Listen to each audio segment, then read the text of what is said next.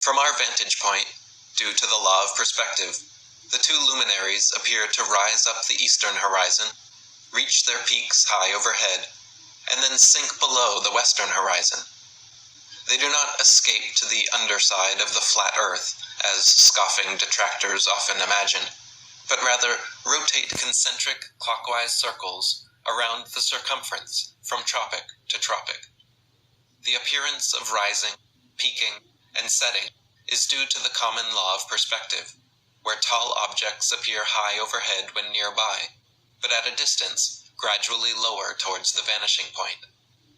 Dr. Samuel Robotham wrote, "Although the sun is at all times above and parallel to the earth's surface, he appears to ascend the firmament from morning until noon, and to descend and sink below the horizon at evening. This arises from a simple and everywhere visible law of perspective. A flock of birds, when passing over a flat or marshy country, always appears to descend as it recedes, and if the flock is extensive, the first bird appears lower or nearer to the horizon than the last.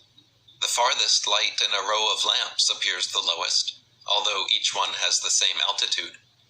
Bearing these phenomena in mind, it will easily be seen how the sun, although always parallel to the surface of the earth, must appear to ascend when approaching, and descend after leaving the meridian or noonday position." Yes, we have the sun and the moon, which are the anode and cathode. The salt water carries the current. The land is the salt bridge, and it's a giant battery system. The earth has a negative charge or a neutral charge. This is what you believe? Yeah, 100%. Okay? The earth has a testable, neutral, negative charge, whatever you want to call it.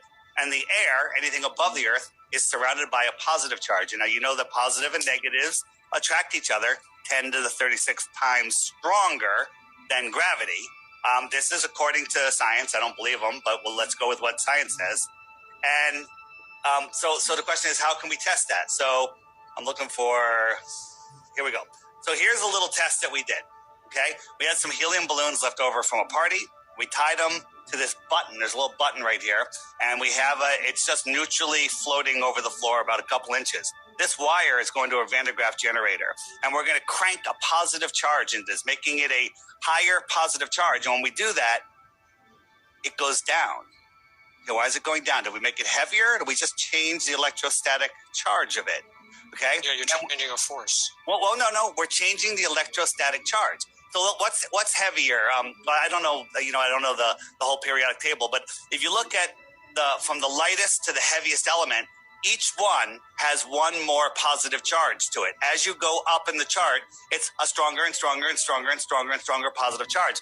The more that positive charge, the more it's attracted to a negative charge. The Earth is not moving.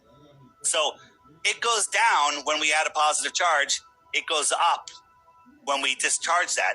What's the opposite of that? Well, we can put a negative charge into this, and when we do, as long as we maintain that negative charge, it rises up. Now, is that defying gravity, or is that defying the proven electrostatic force?